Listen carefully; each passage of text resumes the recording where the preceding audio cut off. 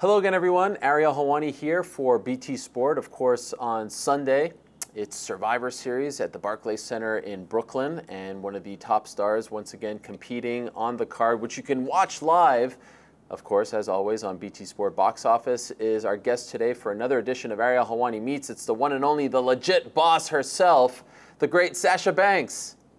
How are you? What's up? I'm good. How are you? I'm doing great. Did you plan to match your hair to the wallpaper behind you? Because if so, that is fantastic. Blue is my favorite color, so yes. Okay. I appreciate everything. I mean, the blue outfit, the blue hair, the blue... I am getting ready for Survivor Series for this Sunday, so I'm all team blue. I'm the blueprint, leading the blue brand, so I'm just letting everybody know who's going to win this Sunday. I'm going to put you on the spot right off the bat here. I hope you're ready. Favorite Survivor Series moment? My personal favorite moment of all time is last year when I beat Asuka finally. It was awesome. I love that. Last year for your favorite moment, 365 days ago, you're a hardcore fan. There's got to be something that comes to mind from years past. No, that's my number one. If it's about me, it's all about me. I love that match. If I can go back and watch that match, I would. I am my favorite person to watch. I am the greatest. And everybody should go back and watch that match. It was so good. You fell in love with wrestling, I do believe, around 10, right? 10, at 10 years old. What's the moment that hooked you in? I was watching like Vince McMahon and Stephanie. And then the next thing I know, Eddie Guerrero popped on the screen. And I was just like, oh my God, what is all this? I'm so entranced of what is this entertainment? It was just like everything that I've been waiting for my whole life. I was such like a little girl that loved Barbies before and wanted to be in pageants. But then when I laid my eyes on wrestling, I'm like, no, I want to be a superhero. I want to be an entertainer. I want to be an athlete. I want to be everything that I'm watching on this screen. And I just instantly knew that I wanted to be a WWE superstar. Did you have a friend, a sibling, someone that introduced you to it, or did you just stumble upon it on TV? I mean, I remember watching it a little bit with my birth dad and then a little bit with my cousin, but it never clicked with me until I was just scrolling on TV and it was just there. And I was just like, what is this intriguing, weird, unique thing? Wrestling is so universal and it just captivates you in such a different way. It's larger than life, and it's just like the most entertainment that you're ever going to see on TV. Eddie was one of your favorites, right? Eddie was my number one and still my number one to this day. I always go back and I watch his matches. Whenever I have a big match coming up, he is the guy that I go to. He is the greatest to me of all time. What about him makes you feel this way? He was just so captivating. He just reminded a lot of myself. I saw myself in him. You know, I just saw myself as a little guy, quiet, shy, but wanting to be more.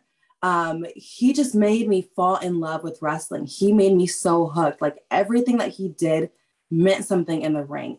How he made me feel, I was like, oh my goodness, this is my destiny. This is my road to becoming a WWE superstar. I'm on my path to being the female version of him. So the notion of lying, cheating, and stealing that spoke to you as a 10-year-old, you like that? I loved all that stuff. I felt it. I was like, ooh, whatever it took to get the win, I wanted to do the same thing. Correct me if I'm wrong. Were you in attendance in Minneapolis when they had the tribute show for him, but you didn't know that he had passed yet? I was, and yes, it was. It's kind of crazy how the universe works and how that happened to be in Minneapolis where I lived at the time. And I was so excited to go to that show. All I wanted to do was to show Eddie Guerrero my sign. All I was thinking about is like, oh my God, I hope Eddie sees my sign.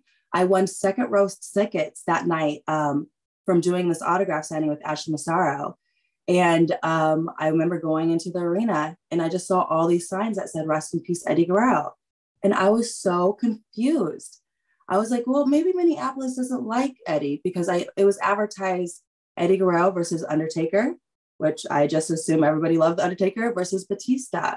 And a fan came up to me and he told me that Eddie Guerrero passed away that night. And everything inside of me just broke. I couldn't believe that my hero passed away. Well, I mean, what was that like to be in attendance then, to watch that while you're coming to terms with I the fact was that you're a hero. I'm crying like a little baby. I was in my mom's arms, just bawling. I couldn't believe it. But I was just like, wow, I have to watch it. I'm here for Eddie. The anniversary of his passing was just a few days ago. And so I'm wondering, do you try, I know you were competing in the UK recently, like do you try to pay tribute to him around the time of the anniversary of his passing? Always. I always do. I walked upstairs and I see all my accolades and I see my trophies, my statues, my figures, and I see my figures of Eddie Guerrero, and I couldn't be here. I wouldn't be in the main event of WrestleMania. I wouldn't be in the Mandalorian. I wouldn't be in all these first time evers if it wasn't for Eddie Guerrero. So it's so crazy that he had such an impact on my life that he made me fight for my dreams. So I am so thankful for him. And I definitely had a shot for him that night. I'm curious, did you ever meet his widow, Vicky? And have you ever expressed your feelings about him to her? Are you not a fan? No, well, I don't know. I did. Like, have you ever had a chance to actually? Did you not see me throw her out at the Royal Rumble?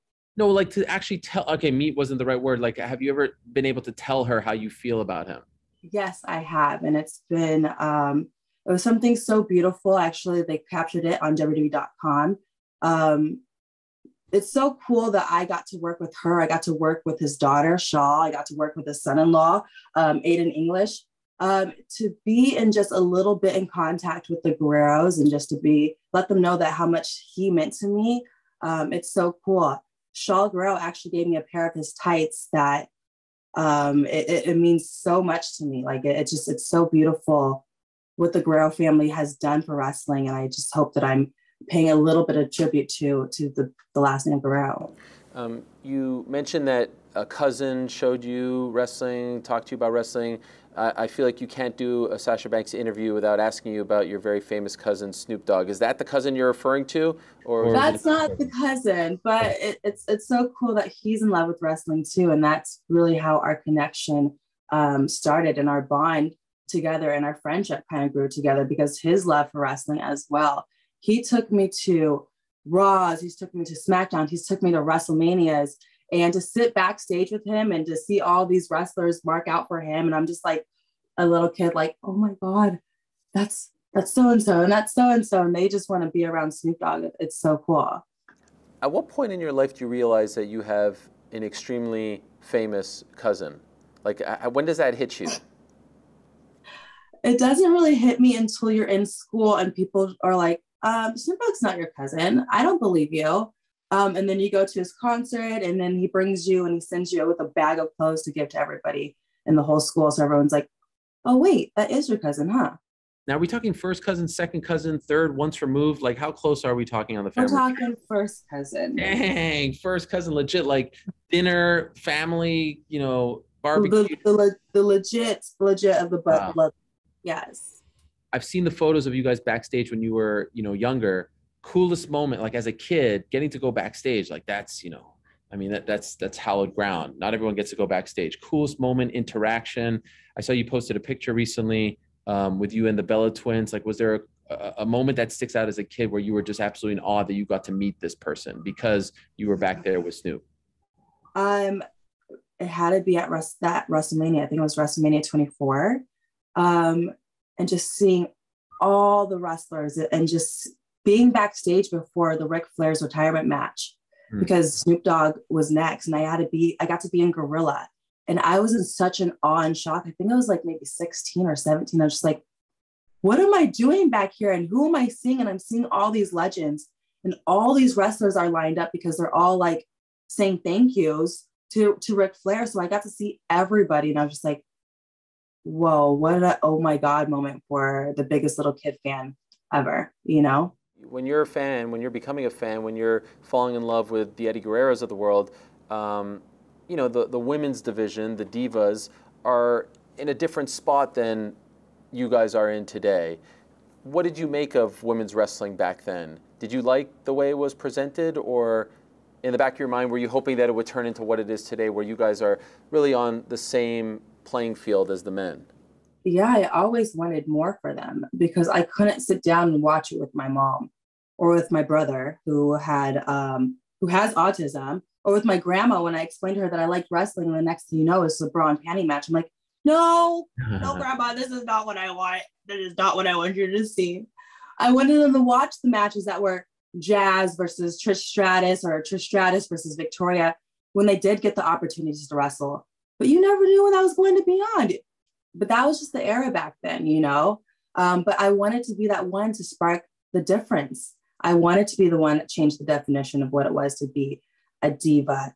And then it did. It happened. Now we're superstars. So it's so crazy that it's like I went from I couldn't watch it with my brother, my mom, and my grandma to my grandma, my mom, and my brother are attending all these shows with the signs, and they're loving women's wrestling. And that's the only reason that they're coming to the shows, are to see me and their favorite women wrestling superstars. I respect the fact that you have talked openly. A topic that is near and dear to my heart, and I hope you don't mind me bringing it up, is mental health. Could you tell me, ultimately, when was the moment where you realized, I need a break, I need to take a step back? Things seem to be going well, amazingly well from the outside looking in, right? You're famous, you're on TV, you're main eventing shows, but internally, obviously, something was bothering you. When did you realize that you actually needed to take a step back for your own mental health? Maybe, 2019. I was at that WrestleMania when I was just like, whoa, I'm not nervous. I don't feel anything. And this is Wrestle Freaking Mania. I couldn't believe it. The biggest fan, the girl that wanted this her entire life, didn't feel anything at the biggest show ever. I mean, this is every wrestler's dream to be here. And at that very moment, I knew that I needed to take a break. And I was like, all right, I got to go find myself. And I did. And it's the best decision that I've ever made. And I'm so thankful that I did. So if I could just ask, like, I guess it's one thing to kind of be comfortable and not feel nerves. Why does that lead you to believe that you need to take a break? Because it's the energy that you feel. It's the feeling, the numbness that you feel of going out there and not feeling the crowd the same way that you used to, not feeling that energy from them. If you go out there feeling numb and there's no light in your eyes, if you can't perform at your highest good, even though I did go out there and I put my 110%, I was not loving it. There was no light behind my eyes. And I wanted to find that again, because this was my everything. This has been my life since I was 10 years old, and I wasn't going to let it kill me. So I was going to find my light with it again. So I took my break, and it's the best decision I've ever made. It's the best I've ever been. Was it a scary thing to lose that passion for something that you loved for so long? It was, because wrestling has been the only thing I've ever known. It's I've never had a plan B, C, or D. It's just always been wrestling. So when I realized that I didn't know anything else but it kind of scared me for a second. And I just had to kind of figure it out deep within of like, well, what do you like on a Sunday if you didn't have wrestling? What if you didn't have TV? What if there was no cable? What if? Can you just figure it out for just one time, one day? And I'm like, whoa, okay, actually I can, because I can take a break to figure out who I am. My understanding is, did you ask for your release and Vince said, no, we're not going to do that. You're going to take a break and then you're going to come back and see if you're still wanting to be here. Is that how it went down? Yes. Yep, that's how it went down. Why did you want to be released and not, like, why was the initial thought, let me go, as opposed to let me take a break? Because I felt like I wasn't giving my highest good. So if I'm not giving my highest good, if I'm not being the best, if I'm not being used as the best, then I got to go find that. I'm always that performer of wanting to be number one. And I felt in my heart that I wasn't feeling just good. I wasn't feeling good. So I felt like I did all that I could, and I needed that break. I needed that release.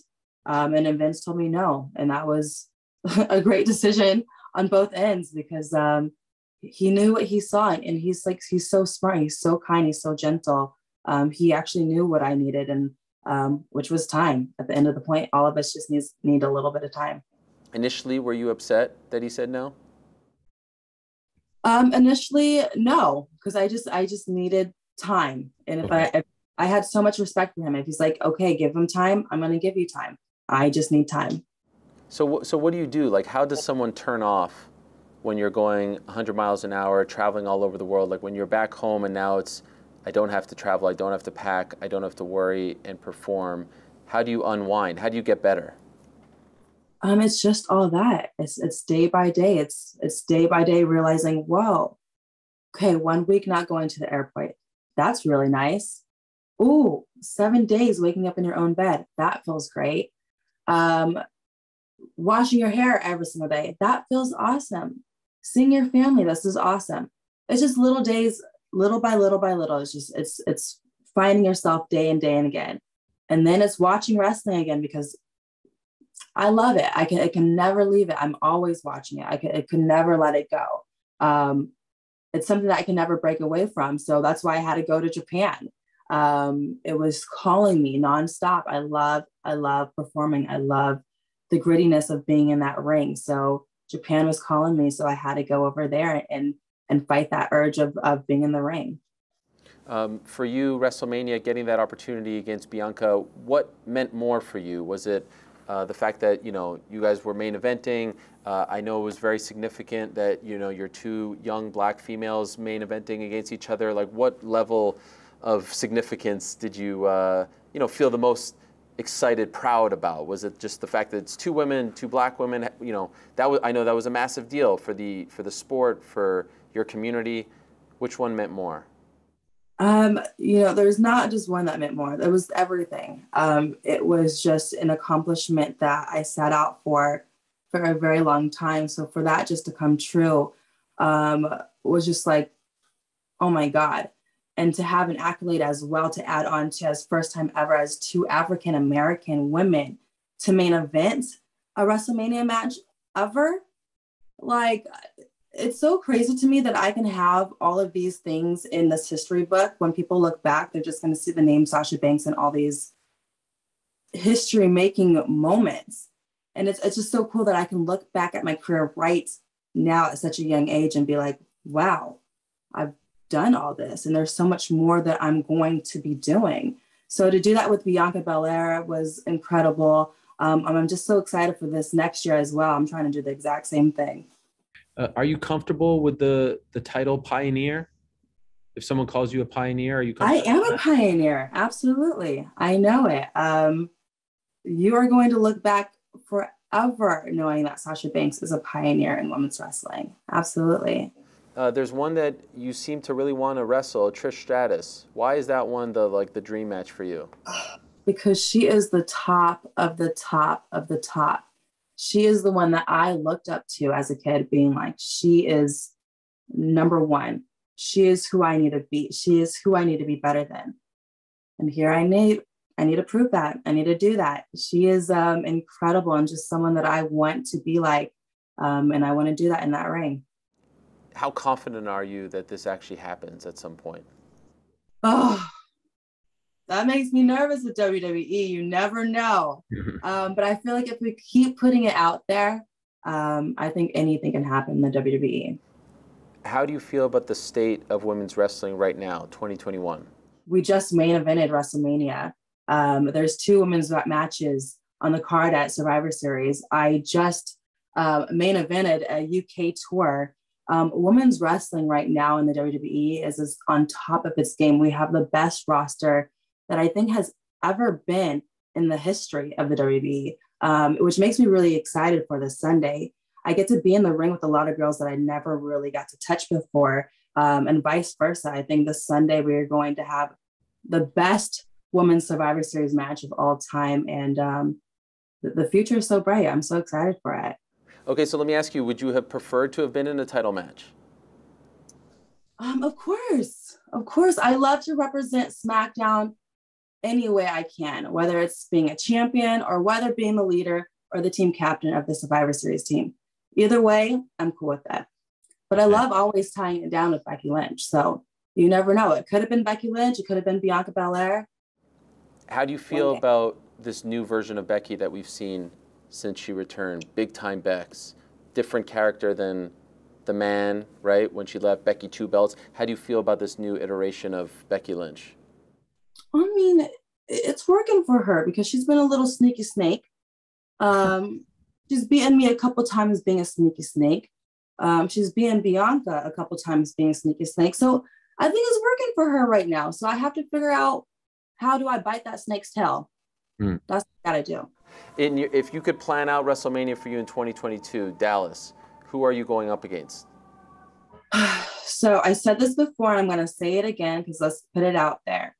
Day one, night one, WrestleMania in the main event, Sasha Banks versus Becky Lynch versus Charlotte in a WrestleMania rematch. Okay. Night two in the main event, Sasha Banks, the SmackDown and Raw Women's Champion, against Bayley. Wouldn't that be amazing? It would be, but I feel like you're monopolizing a lot of real estate. Both main events back to back. I mean, yeah. Spread some love. No, I love being the first time of everything. I want to do these. Do you think that's on the table? I know it's on the table. I feel like you should shoot for night two because you did night one already. So this time, what's the difference? You kind of closed the show. You did one, you try to do the other one. I hope to do both. Okay. Fair enough. Hopefully Bailey's back by then. I know she's nursing the I hope so too. You're doing your own thing. I mean, you're hanging out, you're out there rubbing elbows with the great Mel B of Spice Girls. Oh my God. Come on. I mean, that's a big deal. You talk about, dare I say, more world renowned than your cousin. That's a legend right there. You think so? Mel B? No, she's of the not. world, spice up your life? Are you kidding me? Okay. We were going to put her over hard because she is a legend. She's amazing. And she's someone that I looked up to my whole life because she's someone that I saw myself in her. I was like, oh my goodness, a woman of color with mixed hair. Wow, that's me. But Snoop Dogg is an icon, universal legend. Okay. Mel B, yes, amazing. Spice up your life forever. But don't respect Snoop Dogg. Everybody knows who he is. Okay. Fair. I mean, I saw the movie myself. All the posters, the books. I had them all. I'm good. The Spice Girls. I don't see any. I love her too. I love them too. I'm just trying to show love to a legend. We're BT Sport over here. Of course, we have to favor the UK legends. Okay, good. I love her. Yes, and we have love for you, Sasha. Good luck this Sunday. BT Sport box office Survivor Series. I wish you and Team SmackDown the best of luck on Sunday at the Barclays Center. Thank you.